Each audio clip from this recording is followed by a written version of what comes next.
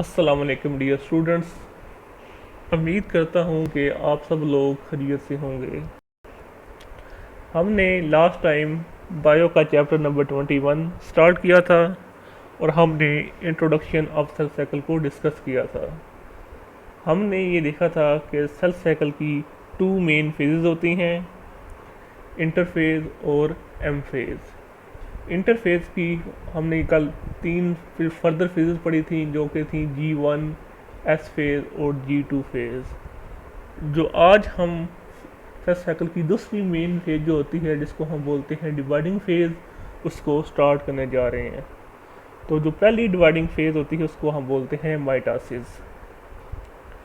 तो सबसे पहले माइटोसिस को डिफाइन करते हैं, सेल डिवीजन की ऐसी टाइप जिसमें क्रोमोसोम का नंबर कांस्टेंट रहता है डॉटर सेल के अंदर जिस तरह के पेरेंट सेल के अंदर होता है, तो इसको हम बोलते हैं माइटोसिस। माइटोसिस डिप्लॉइड सेल्स के अंदर भी हो सकती है और as well as in the haploid cells में भी हो सकती है। माइटोसिस एक कंटिन्यूस प्रोसेस है और इसको टू मेन फेजेस में डिवाइड किया गया है, कैरियोकाइनेसिस एंड साइटोकाइनेसिस। कल हमने ये डिस्कस किया था कि कैरियोकाइनेसिस और साइटोकाइनेसिस में क्या डिफरेंस है। डिवीजन ऑफ न्यूक्लियस को हम बोलते हैं कैरियोकाइनेसिस और डिवीजन ऑफ साइटोप्लाज्म को बोलते हैं हम साइटोकाइनेसिस। जो कैरियोकाइनेसिस है इसका जो पहला स्टेप है वो ये है कि माइटोटिक अपरेटस की फॉर्मेशन। अब माइटोटिक अपरेटस होता क्या है? A specialized macrotubule structure including ester and spindle is called mitotic apparatus। सबसे पहले हम इसको माइटोटिक apparatus को डायग्रामेटिकली देख लेते हैं। आपको यहाँ पे एक माइटोटिक apparatus नज़र आ रहा है। माइटोटिक apparatus की फॉर्मेशन के लिए जो स्टेप्स इन्वॉल्व होते हैं वो मैं आपको बता देता हूँ। होता क्या है कि इंटरफेस के दौरान सेंट्रियोल जो होते हैं वो डुप्लीकेट कर जाते हैं और वो सेंट्रियोल्स डुप्लीकेट करने के बाद एक सेंट्रोसोम के अंदर इकट्ठे प्रेजेंट होते हैं। जैसे ही कैरियोकाइनेसिस की का स्टार्ट होता है तो वो जो सेंट्रियोल्स होते हैं वो एक दूसरे से अलग होना शुरू हो जाते हैं, उनकी पार्टीशनिंग शुरू हो जाती है और उसके बाद वो अलग होके अपोजिट साइड ऑफ न्यूक्लियस पे मूव कर जाते हैं, जिसकी वजह से आप बाइपोलैरिटी इस्टेब्लिश होती है बिटवीन दी डिवाइडिंग सेल्स। मैं दोबारा रिपीट करता हूँ कि इंटरफेस के दौरान सेंट्रियोल जो होते हैं वो डुप्लीकेट कर जाते हैं लेकिन वो एक ही साइटोसोम के अंदर रहते हैं। कैरियोकाइनेसिस के स्टार्ट में उनकी पार्टीशनिंग शुरू हो जाती है और वो सेंट्रियोल का जो पेयर होते हैं वो एक दूसरे से अलग होते हैं और move towards the opposite side of the nucleus और वहाँ पे वो बाइपोलैरिटी डेवलप करते हैं बिटवीन दी डिवाइडिंग सेल्स। उसके बाद इन सेंट्रियोल से एक सेट ऑफ मैक्रोट्यूब्यूल्स ओरिजिनेट होती हैं। वो तीन तरह की मैक्रोट्यूब्यूल्स वहाँ से ओरिजिनेट होती हैं। उनको हम बोलते हैं एस्ट्रल मैक्रोट्यूब्यूल्स, काइनेटोकोर मैक्रोट्यूब्यूल्स और पोलर मैक्रोट्यूब्यूल्स। ये तीनों तरह के जो मैक्रोट्यूब्यूल्स हैं ये बनी होती हैं प्रोटीन ट्यूब्यूलन से और कुछ ट्रेसिस आरएनए से। सबसे पहले हम ये डिस्कस करते हैं एस्टर के बारे में। मैंने कुछ देर पहले आपको कहा था कि जो माइटोटिक अपरेटस है ये दो चीज़ों से मिलकर बनता है, एस्टर और स्पिंडल। इस फिगर के अंदर आप ये देख रहे हैं, ये वाला पोर्शन, ये आपको छोटा सा जो है ये आपको सेंट्रियोल नज़र आ रहा है। इस सेंट्रियोल से आप देख रहे हैं कि मैक्रोट्यूब्यूल्स ओरिजिनेट कर रही हैं। तो ऐसी मैक्रोट्यूब्यूल जो कि सेंट्रियोल से ओरिजिनेट करती हैं या अराइज करती हैं और उससे एक स्टार शेप स्ट्रक्चर बनता है, उसको हम बोलते हैं aster. It means that aster macrotubules जो हैं ये मिलके क्या बनाती हैं? एस्टर बनाती हैं।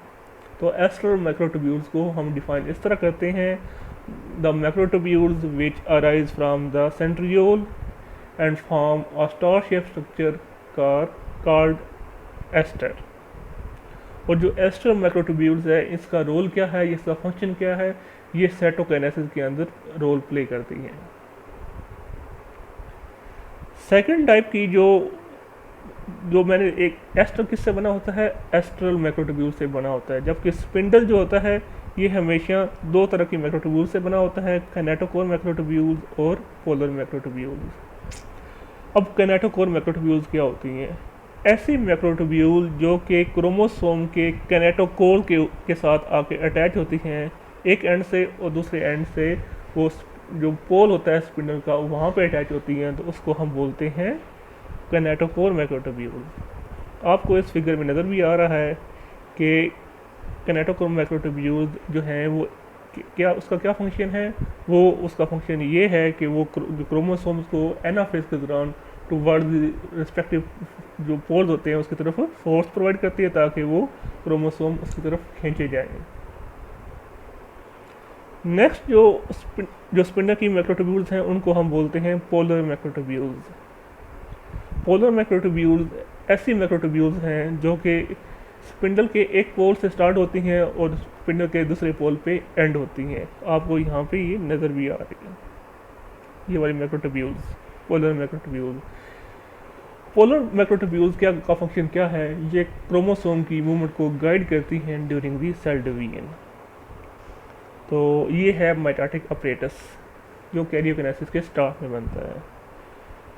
माइटोटिक अपरेटस में दो तरह की चीज़ें दो तरह की चीज़ें शामिल होती हैं। एक को हम बोलते हैं एस्टर, दूसरे को हम बोलते हैं स्पिंडल।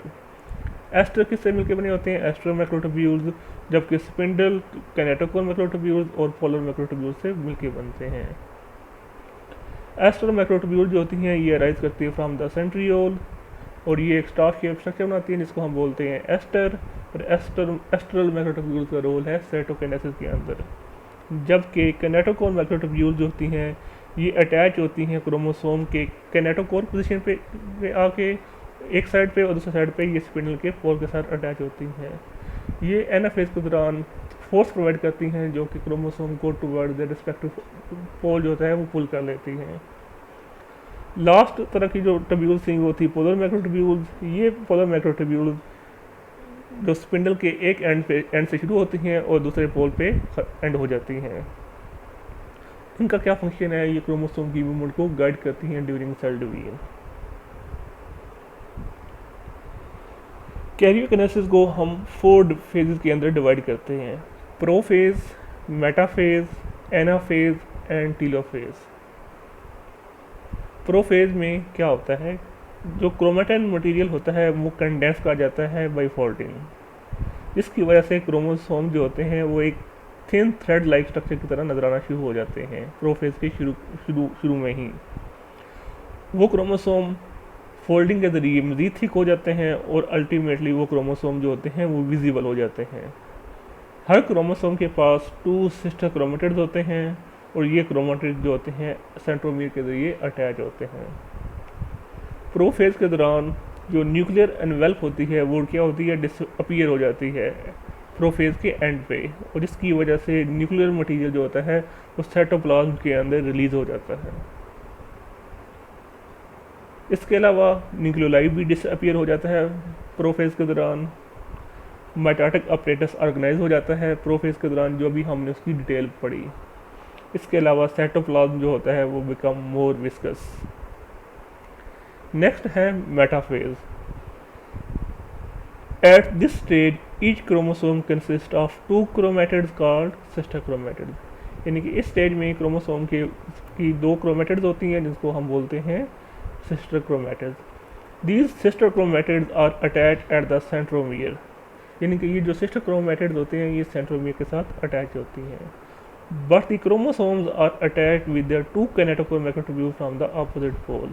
लेकिन जो क्रोमोसोम्स होते हैं ये 2 अपोजिट पोल से जो कैनेटोकोर मैक्रोट्यूब्यूल्स आती हैं उनके साथ अटैच होते हैं। अब कैनेटोकोर क्या है? It is a special area of centromere जिस पे आके कैनेटोकोर मैक्रोट्यूब्यूल्स अटैच होती हैं फ्रॉम देयर रिस्पेक्टिव पोल्स।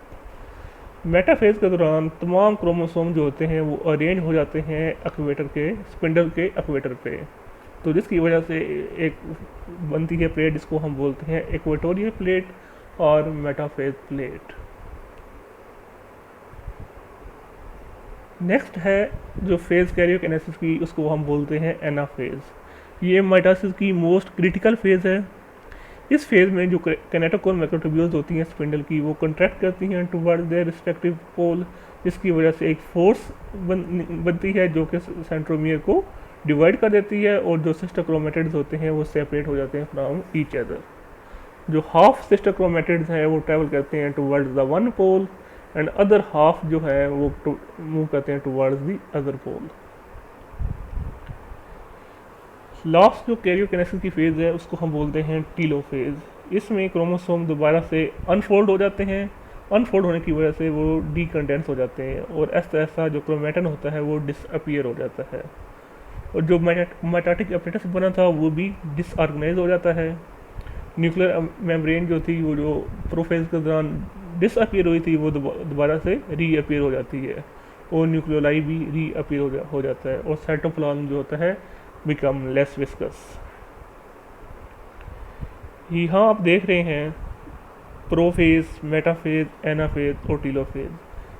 आप देखते हैं कि प्रोफेज के दौरान क्रोमोसोम जो होते हैं वो विजिबल आप देख रहे हैं वहाँ पे, और इसके अलावा जो न्यूक्लियर मेम्ब्रेन है वो डिसअपियर हो गई है, और वो न्यूक्लियर मटीरियल जो होता है वो साइटोप्लाज्म के अंदर रिलीज़ हो जाता है।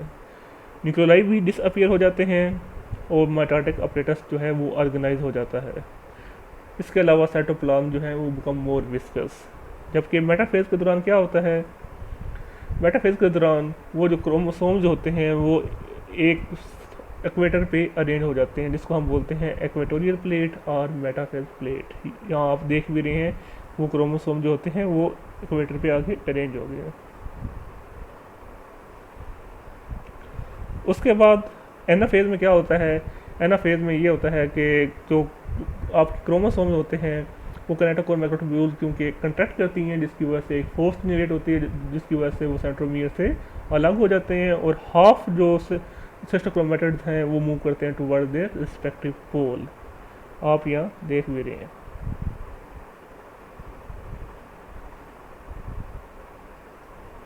और टीलोफेज में क्या होता है कि जो आपका क्रोमोसोम है वो दोबारा से क्या होता है, अनफोल्ड हो जाता है और डीकंडेंस हो जाता है, और जो क्रोमेटिन मटीरियल होता है वो डिसअपियर हो जाता है। जबकि न्यूक्लियर मेम्ब्रेन रीअपियर हो जाती है, और न्यूक्लियोलाई भी रीअपियर हो जाते हैं, और मेटाटिक अपरेटस जो होता है वो डिसऑर्गेनाइज हो जाता है, और साइटोप्लाज्म जो है वो बिकम लेस विस्कस। नेक्स्ट है साइटोकाइनेसिस। मैंने अभी आपको बताया था कि डिवीजन ऑफ साइटोप्लाज्म को हम क्या बोलते हैं, साइटोकाइनेसिस। ये एनिमल के अंदर होती है क्लीवेज फरो फॉर्मेशन के ज़रिए, जबकि प्लांट्स के अंदर होती है ये फ्रैग्मोप्लास्ट फॉर्मेशन के ज़रिए। इसको हम इस डायग्राम से देख लेते हैं। एनिमल सेल्स के अंदर ये होता है कि जब हमने मेटाटिक अपरेटस को स्टार्ट किया था तो हमने ये देखा था कि जो एस्टर हैं वो एस्टर मैक्रोट्यूब्यूल्स से मिलकर बनते हैं। मैंने आपको ये कहा था कि जो एस्टर मैक्रोट्यूब्यूल्स हैं उनका क्या फंक्शन है, वो play a role in the cytokinesis. ये मैंने आपको थोड़ी देर पहले कहा था। एस्टर मैक्रोट्यूब्यूल जो होती हैं वो सेल के इक्वेटर को सिग्नल सेंड करती हैं, जिसकी वजह से एक्टिन और मायोसिन प्रोटीन जो होती हैं वो एक कंट्रक्टाइल रिंग बना देती हैं, जो कि आपको यहाँ पे नज़र आ रहा है। ये वाला एक कंट्रक्टाइल रिंग बन गया है। उसके बाद क्या होता है कि एक क्लीवेज फरो बनता है, और वो क्लीवेज फरो जो है वो डीपर होता जाता है, और जैसे जैसे वो डीपर होता जाता है तो वो टुवर्ड्स द इनसाइड वो पिंक करता है, जिसकी वजह से एक पेरेंट सेल डिवाइड होके 2 डाटर सेल्स बना देता है। तो इसको हम कहते हैं क्लीवेज फरो फॉर्मेशन, और हम कहते हैं cytokinesis in the animal cells. दोबारा रिपीट करता हूँ कि जो एस्टर मैक्रोट्यूब्यूल्स होती हैं वो सेंड करती हैं अ सिग्नल इसको टुवर्ड्स द सेंटर या towards the equator of the cell. इसकी वजह से वहाँ पे एक्टिन और मायोसिन प्रोटीन मिलके एक कंट्रक्टाइल रिंग बना देती हैं, और वो कंट्रक्टाइल रिंग के साथ साथ एक क्लीवेज फरो बनता है जो कि ऐसा ऐसा डीपर हो जाता है, और वो टुवर्ड्स द इनसाइड पिन करता है, जिसकी वजह से वो एक पेरेंट सेल डिवाइड होकर 2 डॉटर सेल्स बना देता है। प्लांट्स के अंदर जो साइटोकाइनेसिस होती है उसको हम बोलते हैं फ्रैग्मोप्लास्ट फॉर्मेशन। होता क्या है प्लांट सेल के अंदर, जब मेटाफेज चल रही होती है तो गाल्जी कम्प्लेक्स से गाल्जी वेजिकल ओरिजिनेट होते हैं या बड ऑफ होते हैं। तो वो गाल्जी वेजिकल मेटाफेज के दौरान जो मीन के बड ऑफ हुए हैं वो आके टीलोफेज जब ख़त्म हो रही होती है तो वहाँ पे आके एक्वेटर पे अरेंज हो जाते हैं, और साथ साथ वो जो गाल्जी वेसिकल्स होते हैं वो फ्यूज़ हो जाते हैं। यहाँ आपको वो नज़र भी आ रहे हैं। जब वो गाल्जी वेसिकल फ्यूज़ हो जाते हैं दोनों सारे आपस में, तो वो आप देखते हैं तो एक स्ट्रक्चर बनता है जिसको हम बोलते हैं सेल प्लेट और फ्रैग्मोप्लास्ट।